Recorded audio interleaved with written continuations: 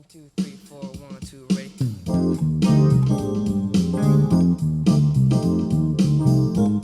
Welcome to another episode of Straight Talk TV, the show that cares about you. And here's our host, Tony Brown.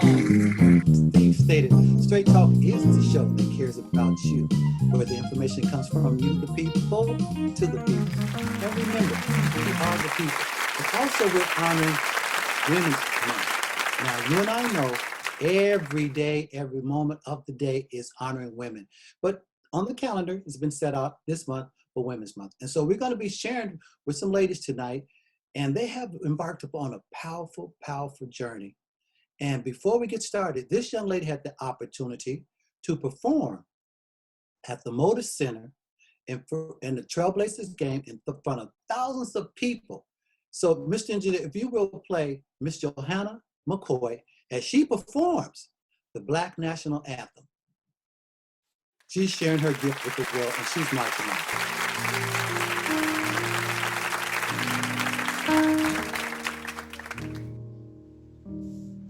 Lift every voice and sing till earth and heaven ring with the harmony of liberty. Let our rejoicing rise high as the listening skies. Let us march on till victory Yes, yes. is won.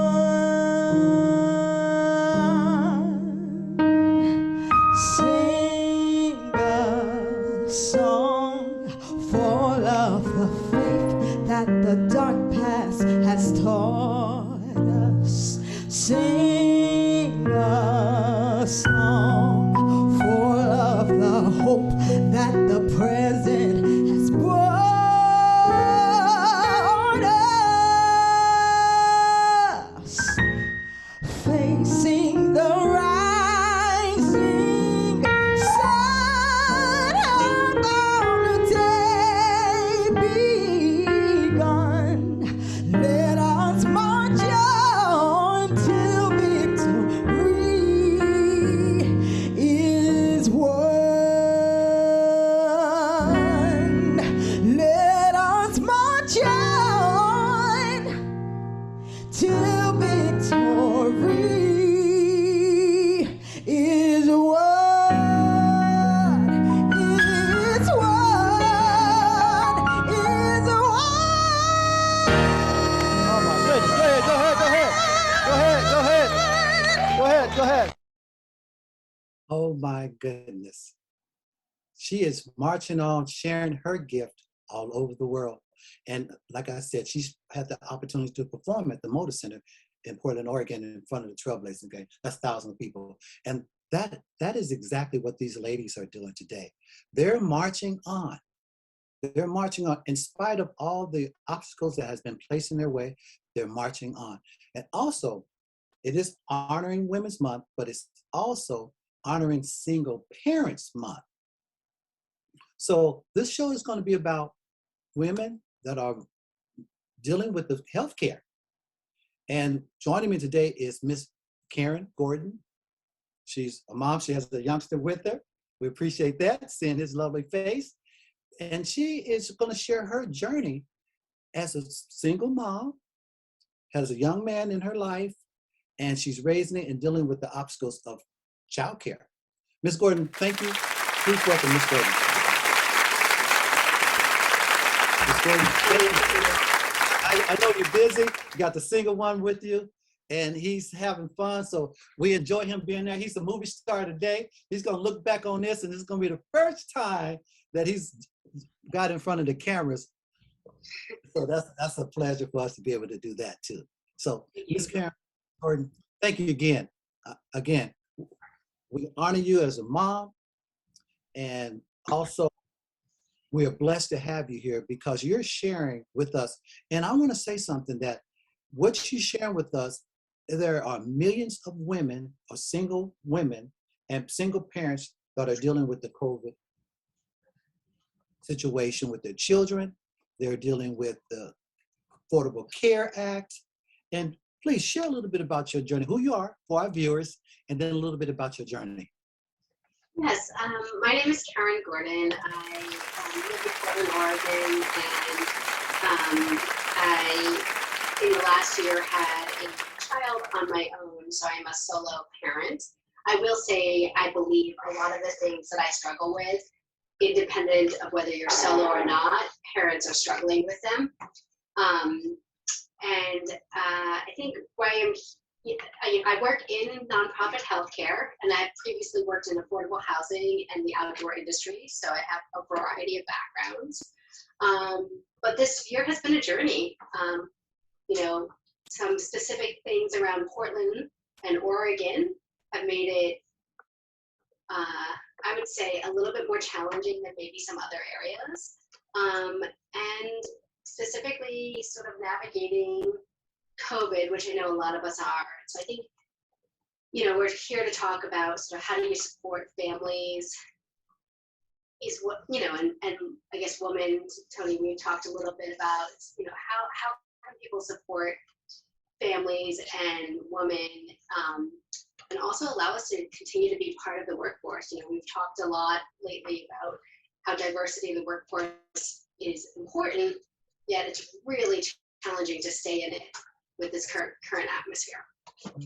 And I had the opportunity after you and I shared to look at some statistics, and they were kind of alarming to me.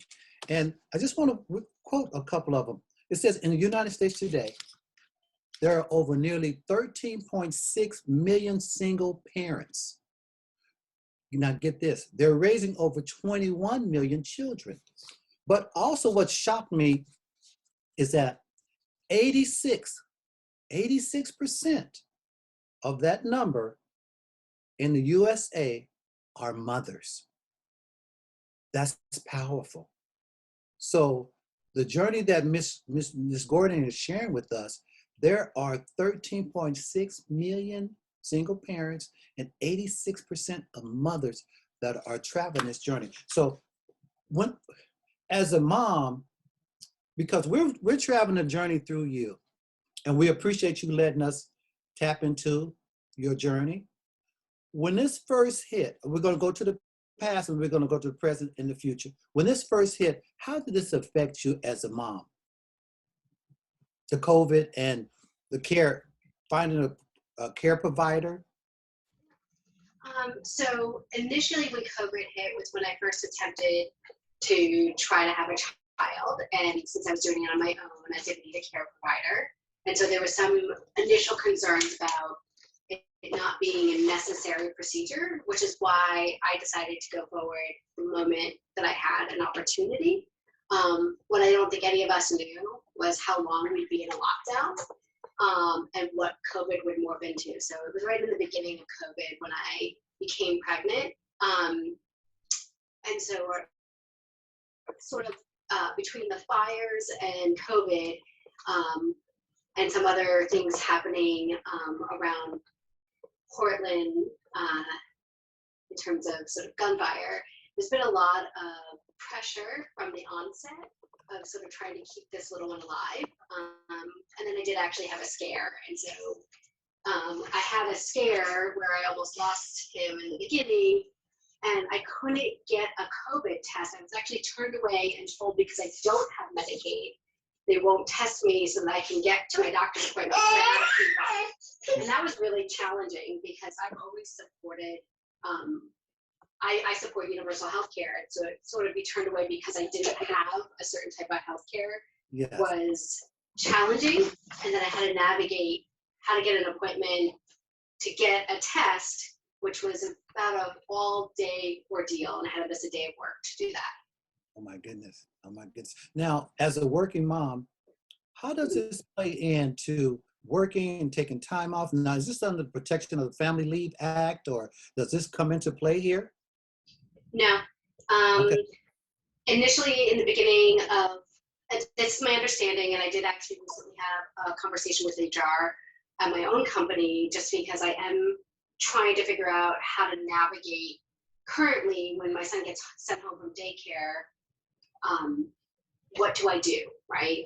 While I work remotely, and I'm very privileged to have that opportunity, as you can see, it is really challenging to do work, meaningful work, when your child is home, but you can't always take off. I would say in the last 3 months, I've had 1 week of full daycare, to give you a picture. But again, in the beginning of COVID, they did protect jobs, and I believe it was as of July of last year, there's no longer any protection because your child gets sent home because of the COVID closure. But they are still, I did just get an email before this call, and they are still recommending for kids under 5 that are not vaccinated that the daycares centers have the kids stay home if they had a possible exposure. So while they don't provide protection, they are still recommending that your children stay home. Now, for a mom, what is that like when, let me start here. How do a mom pick a potential daycare center or provider to take care of their child? What is that process for you? A hard one. You know, I think the things that you need to look at are like financial means that you may have, or whatever programs there might be. I don't qualify anywhere near any of the programs. And so that automatically eliminates me from, you know, what he can afford. The daycares for his age range, which is under 3, were ranging around, I got a lower one, but to give you an idea, it's about $1,600 a month. So, and that's for his age range. I think when they're 6 months, it's even more money. Some people do, you know, neighbors that have, there's about 3 different types of daycares. There's in-home care, is my understanding, and that's sort of more informal. And then there's licensed in-home care, which is more formalized, but still a little bit more lenient on some of the regulations. And then there's daycare centers that have a strict ratio. And I don't believe the daycare centers are inappropriately charging people.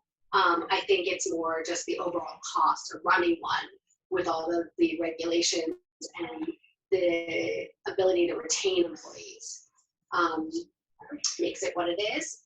Or you can hire a nanny. When I looked at hiring a nanny, even as a nanny share, I was running at about, I think it was around $52,000 a year. And that's like, because you have to also pay their taxes, and then you have to figure out how to be a business person. You are their employer, so you have to meet all of those regulations and pay someone to do like payroll taxes and things like that. So it is a whole new set of skills, and sort of to figure it, I would say trying to find daycare is an entirely taxing situation right now. Oh. As Hey, little man. As a say hi. Hey, how you doing? You're a star right now. You are a star. Yes, you are. And it has to be balanced. You mentioned a figure, $1,700. $1,600 is what I just paid just over just under $1,600, and that is a more affordable one. Oh my goodness. And for our viewers, we would like to continue this type of interviews where mothers are coming on and sharing their journey. And I had no idea how much it actually cost a month for just, I mean, they have toddlers, they have preteens, they have high school, they have different ranges as well. So $1,700, that's huge a month. Yeah, and it does go down as they get older because the regulations allow for more children to teacher ratio. I think the reason the child to teacher ratio is lower for younger children obviously is a safety concern. And so I don't know if there's a solution, but it is what it is. And so it is a challenge when you're paying equal to your mortgage in childcare. And then I will say that you had about 50% since January of daycare. Uh-huh. So I couldn't find daycare for a period of time. So I had a great daycare provider, and then we just saw differently around COVID. And what I was being told at that time, we thought the Delta strain might be harder on children, and we thought that those that were not vaccinated could spread it more. And so I made a choice to switch my son out of that provider, which honestly, I wish I had not. And I wish they had made clear information. And then, for a few months, my father had to fly out here and help. Sure. And that's has challenges in itself, since my living quarters are quite small, and I also now have an office inside my house. So that was another thing that was another hurdle, to have a young child, your parent, and to also have your office all in one. 700 square feet is a challenge. And then to find daycare, I just lucked out. It was actually a community group called a Buy Nothing group that I met a lady, and she shared some information about a local space. And so I just lucked out, to be honest. I had been searching and calling and interviewing multiple nannies that necessarily didn't show up to the call, or we were just sort of trying to find a price that worked for both, and we were aligning. And that's not that I don't want to provide, a fair income for a nanny. It's more, at some point it's what you can afford. So. Hey. So We haven't done a little bit. Hey, what's the? Thank you. Hey, how you doing? You a movie? Yeah, I see you. You are a movie star right now. The whole world is watching. Yes, the whole world is watching you. Yes. Thank you so much, Ms. Kier. We were just sharing about the journey as mothers, and like I was quoted earlier, 13.6 million single parents in the United States, and 86% of them are mothers. Please share with us your journey dealing with the care system and the care providers and COVID-19. And thank you. We humble you. We honor you. Thank you so much for being with us. Oh, thank you. Thank you for having me. It's really wonderful to be invited to something like this, and that you are sharing these resources with the community and the world. So really appreciate that. Thank you. Thank you. Yeah, I'll do a little brief introduction about my journey. So I do have a partner. And when we had a child, we're both working full time, and it was kind of a scramble to find childcare. You hear the rumors about having to sign up for childcare before your baby's born, and I really didn't take those seriously. The other factor, at least for my situation, is I live a little bit outside of the city. So I'm probably an hour from the metropolis of Portland. So that's challenging in its own way to find childcare, and especially to have choices around childcare.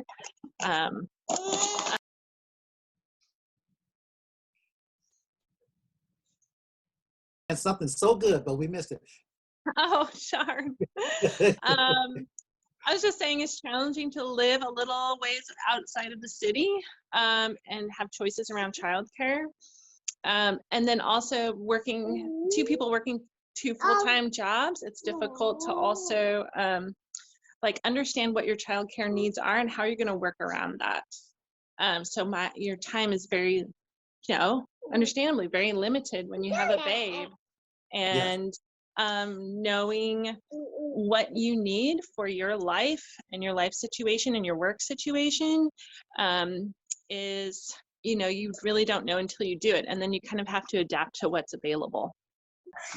As a mom, like like I said, we're going through we're walking this journey through you. So as the mom having to take her child into an environment, what is that like for you? What does that feel like?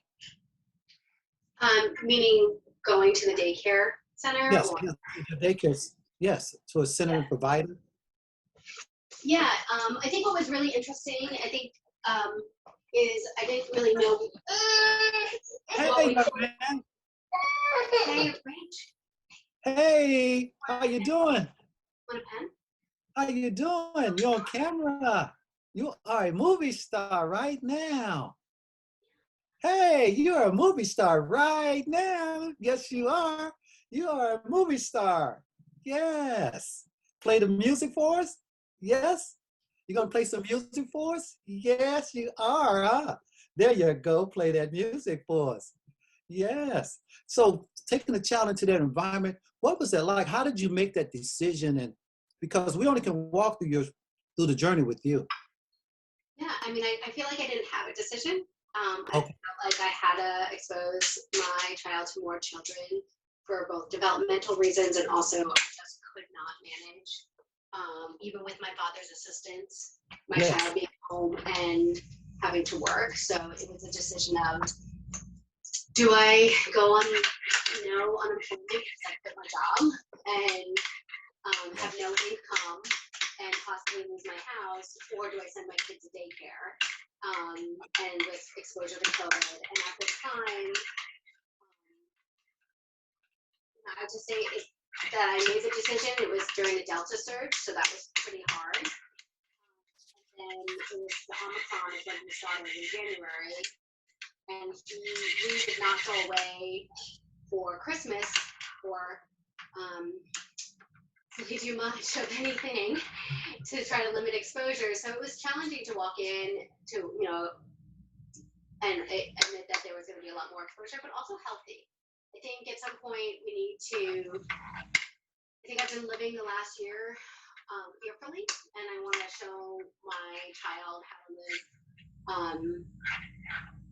with, and assume the world is a good place, and assume things are going to work out. And so it was good to sort of slowly enter. I also would say the daycare providers that I am with are really around COVID, cautious, and there's benefits to that and challenges to that. It means the daycare means kids have to stay home more than I would like, but it also means that like all the parents are also on board with sort of a more cautious approach. But as we're opening up, mask mandates got taken off this weekend. They're still saying if we go on a flight that we have to keep our kid home for 5 days and get a test. But I really don't see the difference between going on a flight and going to the supermarket at this point. The exposure rate in my eyes are the same. Now what's set up for, like, hopefully it never happens, that if someone gets a negative reaction, a COVID come negative in their child's environment, what happens? Do they shut the place down, or what happens? That is. We even shut down for secondary exposure. So if there's someone, so like a parent of a child, or any kind of primary or secondary exposure. So just not last week, but the week before, we shut down because there was a secondary exposure. I will say that I am pretty sure we got COVID since I lost sense of smell and taste and a lot of other things for about a month. I was sick, but we tested 4 times, I tested 5 times, twice in person, no positive test. So I think it's really challenging. I think at this point it feels harder than midway through COVID because it just feels like all the information that was shared we can't rely on. Well, we're yeah, blessed that you are both okay, mm-hmm. and you're sharing your story with us, and it's powerful because if we haven't walked the journey, we don't realize every day, day to day, what you're going through as a mom, as a single mom as well, dealing with the different aspects of what COVID-19, what that environment has brought to a lot of the women that's working in daycare.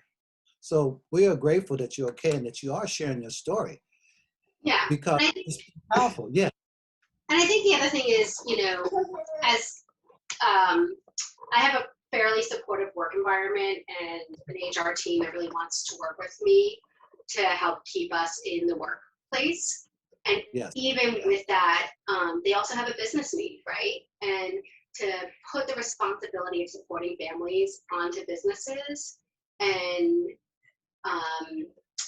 even from family leave, like when you go out for maternity leave, which is called family leave, you have to go through your employer to figure out the system and how the disability works, or how your job is protected. And to me, that's like, they're not necessarily as well versed in it as, you know, because employers are all different, right? And so to not have a clear place to go to, I did call Oregon's Labor Department, and they said they were too overwhelmed and they couldn't answer questions when I was trying to navigate some maternity leave questions. And it's highly complicated and likely to become more complicated as there's a new law for paid maternity leave being passed in January of 2023. But when I look at the law, it doesn't give the benefits until September of 2023. And I actually don't think it's full pay. And so it's, you know, I would just say, I hope one of the learnings from the COVID experience is, let's think about creating laws that we can all understand and benefits that we can all understand without having to hire a lawyer. I am fairly privileged. I have a supportive community and supportive, but a lot of people don't, you know, and a lot of people have less means. And to make this so challenging to know even what you are eligible for is fairly sad. It's saying we have a benefit, but we're going to make it impossible for you to use. So it's a law being passed now, but it won't go into effect until September. So there was a law that was already passed. There was a law that was already passed, and they are, I guess, starting in 2023, the jobs need to provide family leave to parents, and that can be, I think you have to have earned $1,000 a year with that company in that year, and as long as you have, then you are eligible for family leave. But that leaves a lot of questions. You know, Okay. When they say the base year, what does the base year mean? If I give birth in January, does that mean, and I haven't gotten a paycheck for that year, does that mean I'm not eligible? Is it my full pay? Is it partial pay? Is it up to what amount of partial pay? And not for me, but for others, right? And I navigated a lot of those questions myself for maternity leave, and you know, it was a challenge to understand what I was eligible for and what I wasn't eligible for. Absolutely. And so you spoke about the different challenges as we move into the future of all of this, because obviously we're going to still be dealing. Before I go there, what is it like for you as a mother about the vaccine for children under the age of 5, and what resonates with you emotionally or mentally or spiritually when you hear that, and how are you going to deal with that? I think everyone is sort of continuing to navigate this. At this time, I think they are stating that there hasn't been, the benefit of the vaccine hasn't been seen for those under 5. I believe that they used to test, make something available for 5, and then go for 2-year-olds, and then 6 months. So like, it's weird that they're testing all at the same time. For every other vaccine, they sort of did these staggered introductions. And so while I like that we're trying to speed it up, I don't know what it means for me. I also don't think, I don't think we have a clear idea of what COVID does for children long term. And I don't know which one is better. I don't know if it's better to be exposed by others or to have a vaccine. I feel like our information overall around COVID is, I got a vaccine that helps answer some of the questions. I was vaccinated while breastfeeding, and continue to get vaccinated as early as possible. From my perspective is we don't know much about either. And I am hoping that if it's approved in the US, it's approved with some understanding of safety. And so, you know, I'd rather sort of introduce something that has been tested than have, I also know people that have had COVID, and I know people that have passed away. So you know, I think science works, but I also understand people's hesitancy with the information that's shared. And for children, there just really isn't a way to really know the long-term impacts. So I can see why some people might be hesitant. What were some of the biggest challenges for you? Finding childcare. Uh-huh. I mean, all of it was a challenge. I would say, again, having choices around people who want to travel out to my house. There aren't childcare facilities out here. So really, the only real option for me was in-home childcare, which it totally depends on where you're located, but can be more expensive. It's probably the most expensive option, from what I understand, to have like a one-on-one situation with a nanny in your home. And then I would say the other challenging part is understanding what you need to do for, if you have a nanny in your home, they're a house employee, and you have to pay taxes and sign up for a federal employer ID. And still, I just hope I did it right. This was our first year of having childcare. And we're the first time we're doing taxes with a, household employee as part of that. And I have no idea if I did it right. Right. Not only the challenges of working with the child, it sounds like there's challenges even with the paperwork part of it, making sure that, go ahead, yes. Well, yeah, I mean, I don't even know if I did the paperwork correctly. Hopefully, it required hours and hours of research to understand what we needed to do to have, yes, basically like a household employee, and how much Social Security tax we need to pay of hers, and how much she needs to pay, and, providing her a W-2. That's all time that you need to spend. And then paying. And walk us through the journey a little bit. Once you make the decision to do to bring the nanny into the home, what is that like for you? How do you make that decision collectively? Oh,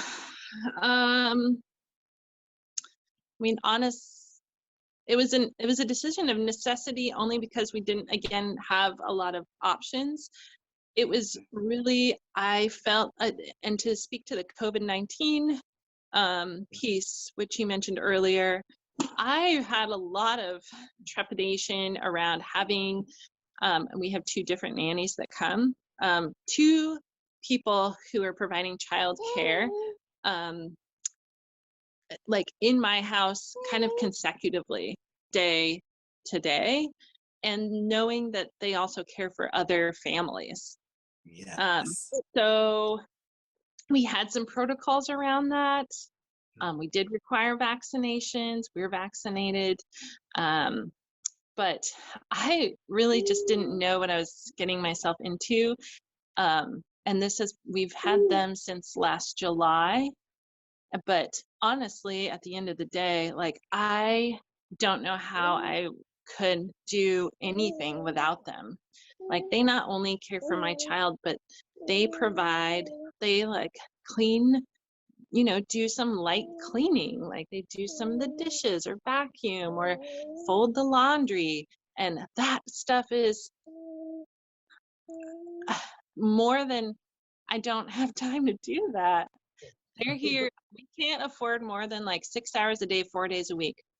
And I need to work 8 hours a day, 4 days a week. So just that 6 hours is like a blessing, honestly, to have that time.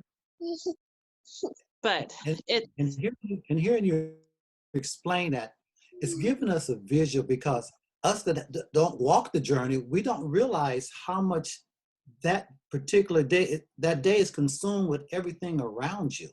And you just mentioned that just them folding the towels and washing some dishes, how huge that is for you. yeah. And the other fact is, I feel like I would love to pay them more for what they do. I feel like childcare, I hear people say this all the time, and now I'm really, again, like kind of walking the journey that I've heard stories about, like what you're just saying, that I've heard other mothers or families or parents say, and that is just not just the little things of just, you know, having a space in your house where maybe you have like a clean like bathroom sink. Like, oh, that's amazing. I wouldn't Yes, have time to do right, that otherwise. exactly. That- I want to ask both of you, can chime in when you like to. Now that we're at the presence of this and we're looking to go in the future, because obviously we're going to still be dealing with the COVID and hopefully it won't be a different variants. What would you, each one of you say, because you refer to the difficulties, filing the paperwork, getting the finances. What would you say to the policy makers or the commissioners or the councils or the president or the governor, how they can make this more easy for mothers traveling this journey? Because the difficulties, there has to be something that you're seeing through your eyes. This would be so much easier if they did it this way. I got a big smile on that one. Yes. Yes. I mean, I have a lot of ideas. I don't know how viable Yes. any of them are.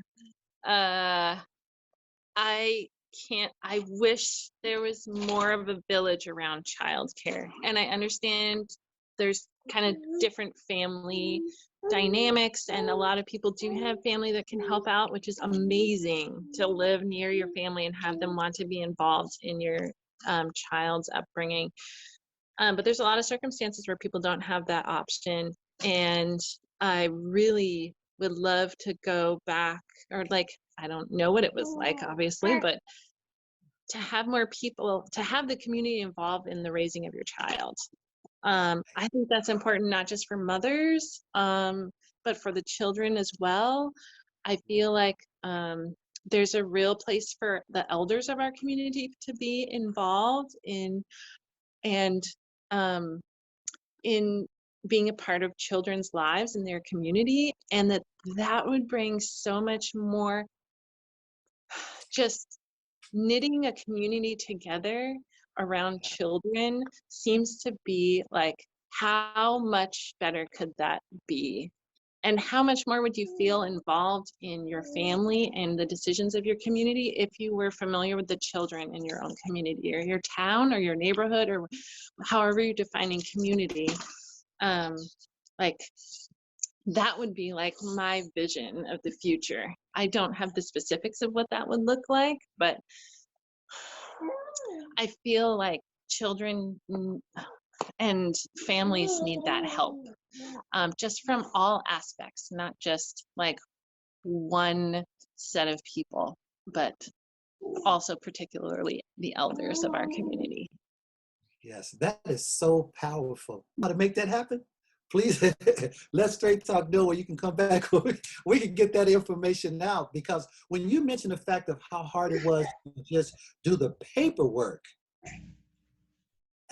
because you're going through it, so you're probably looking at that paper like, if they did it this way, if they did it this way, it would make it so much easier.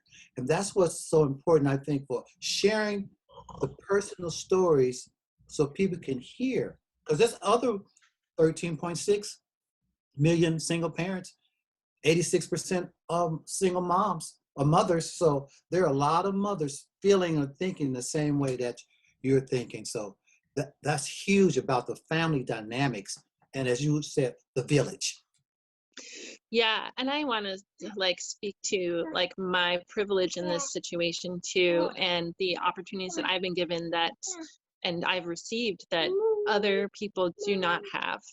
Um, and like just to give voice to that, I think that's also extremely important to note. Uh, I just don't know how other people do it, and I've heard stories, and I've had friends who have single mothers, and those stories really hit home to me now when I recall them from those, yeah, basically their stories have really like, I live through them now and be like, wow, like what was that even like to just come home and your parent, your mom isn't home or your dad or your parent is not home.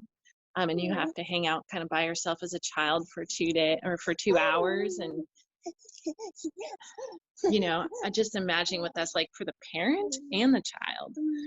Um, Exactly. And so that speaking to that village part of it, that's what is so huge about that.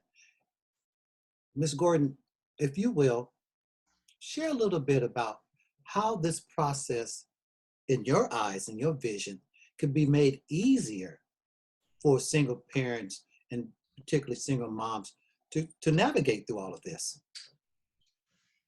Well, again, I want to say, while I am single, or I would say solo, which is a little bit different, but I think it applies independent. What I've recognized is, in some ways, I have it easier. I don't need to worry about a partner, so I only have one other person in my life I really need to keep in mind.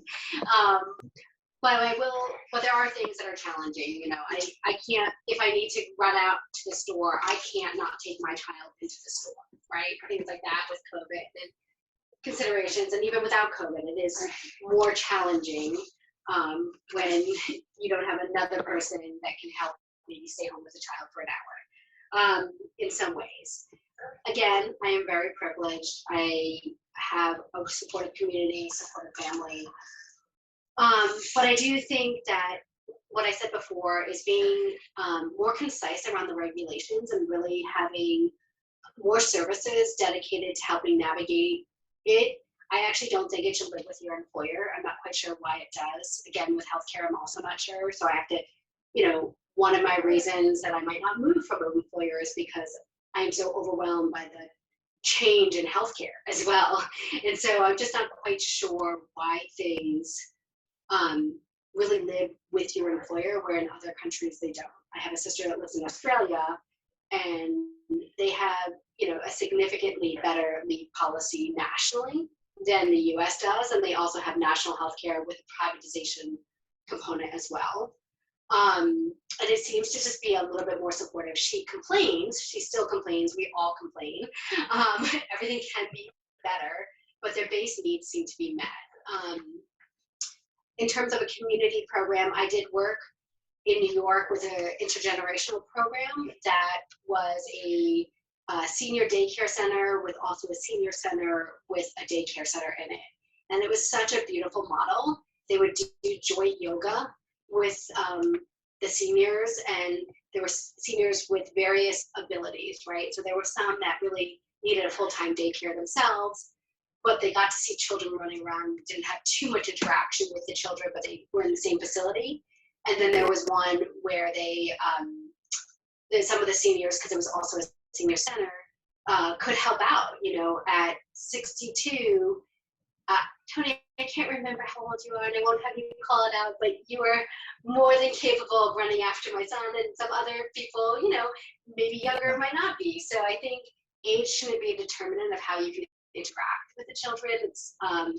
And in this facility in New York, it was a really beautiful thing to see, sort of just the community coming together all in one center. So you had young children and older adults, and they also help offset some of the costs for, a daycare provider could also be trained in an adult care providing. So it also allows them that flexibility when a staff had to be out. Now, I'm not quite sure what occurred during COVID. I'm sure it shifted drastically, but it was a really beautiful model that I hope at some point is adopted more. Oh, absolutely, absolutely. And as we close out, and again, I am grateful and extremely blessed for both of you to come on and just share your personal stories. Now, I know we couldn't capture everything that you possibly ever went through in this little time, but this is your platform. Please let other ladies know that this is a platform where we can come and share the story, because 13.6 million, 86% are moms. Their story needs to be told, not just because it's, quote, honoring Mother's Month, Women's Month, but let's share the story. And it's left up to us. This is the platform to reach out and touch the ladies, let them know, hey, come and share your story, because collectively we can make a difference. And if each one of you, before we close, and again, thank you so much, and the youngsters that follows it, I guess they resting now, huh? They made their debuts. Share a word to our viewers. Whatever on your heart, mind, just a word. Before we go. There's one I of the would youngsters. say Yes. something that's in my heart and mind, especially around this subject, is Yes. just being open-hearted, being willing to listen, empathize, and be present with other people is so meaningful to me now. And I hope that those and other values like that are available to our children and to their parents in this world with so much information out there. I just feel like the human presence between people and among people and with children and you and with Karen, and I don't know, I just have the feeling of human connection now that is like poignant in my life. And I hope that I would like everyone to feel loved and to love in the world. And that's what I That wish is so cute. everybody. That is you. That is you. That is you. Ms. Gordon, if you will, share a few kind words with our viewers this week. I guess what I would say is, Hey, how you doing, young man?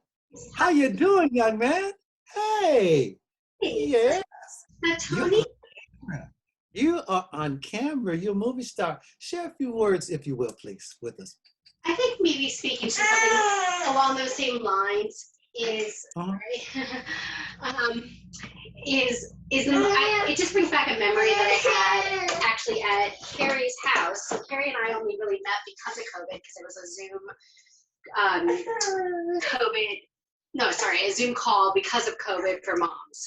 And so it was a free group. And that's how we met, but we actually happened to share a healthcare provider, and we actually gave birth around the same day in the same hospital. Yeah. So, but I just remember the moment when we had both the kids together, and they're within, 3 days of each other? And it was just so impactful to be, we were outside and to be in person and to see how children interact. I think one thing that people haven't realized is that those that have really raised their children this last year or two in COVID, with the concerns around COVID, is I don't know if he's eating the right amount of food. I only see what's on Instagram, and it's not the same. It was just so impactful for our kids to sort of walk side by side and interact with each other. And I really want to continue to have those. I will say that has been so helpful for me in this last month at daycare, is to really have him with other children in person. And as much as have the same fears that everyone else has, part of me just really is grateful to have that opportunity. I know some parents have been going through this process longer than me, and right now I've been able to have that opportunity. So I really like the connectiveness. Yeah, and I also just asked our community to I think, Tony, this whole conversation started because you gave a breath of fresh air that COVID was over, and just for everyone to keep present that for those with children that are not vaccinated or those that are immunocompromised and don't know if the vaccine works for them, this world still feels a little uncertain.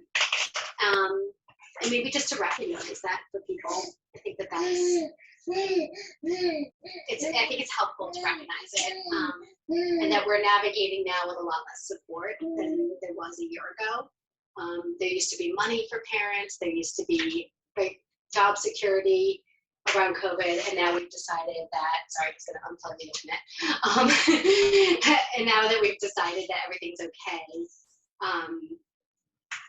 but so it's just, just maybe keep that in your mind when talking to people so that they can feel like you empathize with them.